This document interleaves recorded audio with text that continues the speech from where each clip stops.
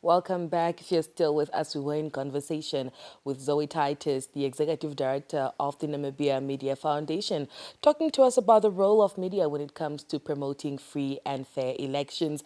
Perhaps if we can just take it back to the beginning, Ms. Titus, could you just give us an overview of the Namibia Media Foundation, its core mission, specifically during this critical period of elections? Okay, thank you again and good morning. Thanks for being so patient with me.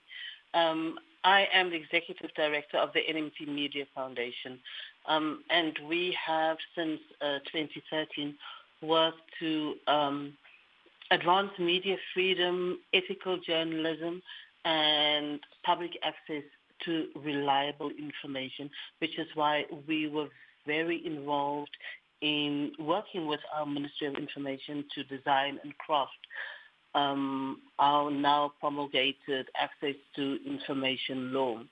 And that was very, very critical to, the concept or the right to access to information is very central to what is going to happen, within the next, 2 weeks really, when citizens go to the polls, because it's important that they have reliable access to information in order to make an informed decision, and that is where the media come in.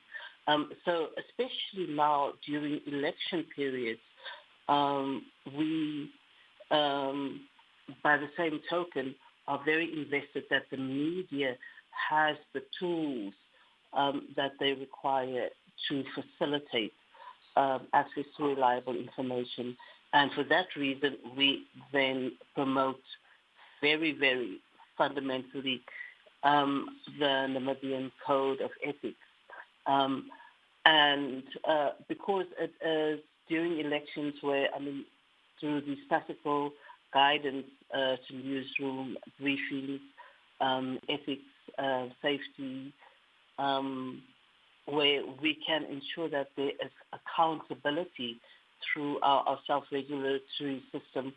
The election guidance note that I'm referring to, if you go to the Code of Ethics that was adopted by Namibian Media initially in 2009, we were very involved in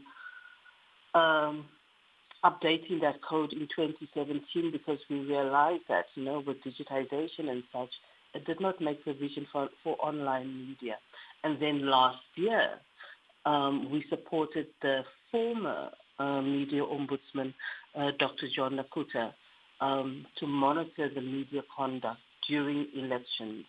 And that is where he then also developed a guidance note for journalists specifically for the work that they will be doing during elections. And it covers issues like fairness, the right of reply, bribery risk, social media verification, gender-sensitive reporting, disability inclusion, and field safety steps.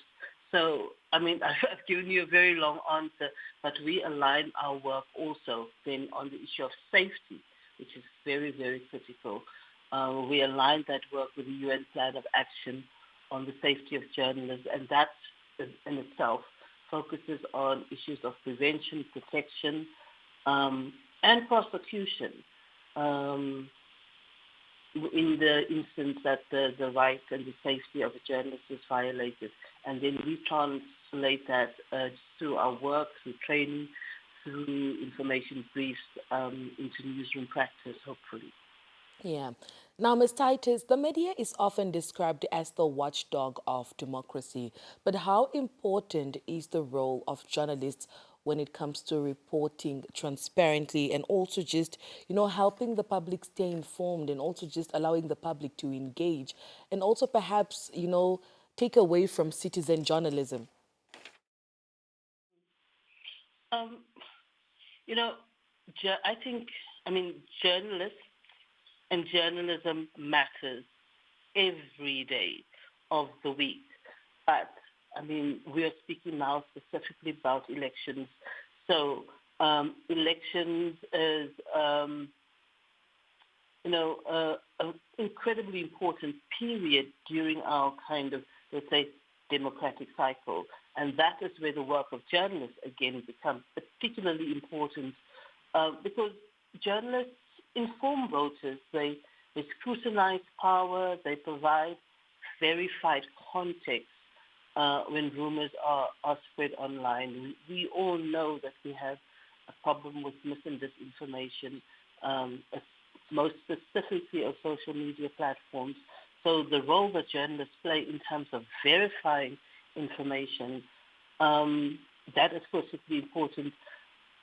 It is with last year's monitoring facilitated by the former media ombudsman that the research showed how mis and disinformation, including AI-generated content, can influence public debate. We saw that with the 2024 elections, and this is now, especially during elections, when journalists and the work of fact-checkers becomes so critically important. And that, I think, would underline, though, the watchdog role of journalists, especially on social media platforms. But from your observation, how has Namibia's media landscape evolved in its election coverage over the years, especially with the rise of social media and also just digital journalism? How has it evolved? You see, I think we need to acknowledge that the entire media and information ecosystem has evolved. And that makes different kinds of demands on journalists.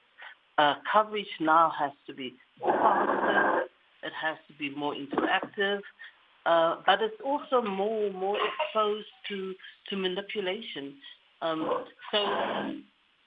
We were involved in several studies aside from just what we did with the former media ombudsman. But studies found that the 2024 elections, there were smear campaigns, use of synthetic media, and coordinated abuse on social platforms. So what now has to happen is now newsrooms pair live reporting with structured verification. Journalists have to have knowledge on image and video analysis. They have to know how to engage audiences differently now and explain what is known, what is unknown, and under review, because that is how journalism has evolved. Journalists are not going to run to break the news anymore, despite the fact that the cycle is so fast, but people are coming to verify credible media institutions, most importantly, to verify information. All right. Ms. Titus, unfortunately, we've run out of time. Thank you so much for talking to us and helping us understand the role of the Namibia Media Foundation and also with regards to the media and also during this period of elections that we're looking forward to as the countdown has already begun and there are only 15 days left. Thank you so much for talking to us. Thank you so much for the opportunity. All right.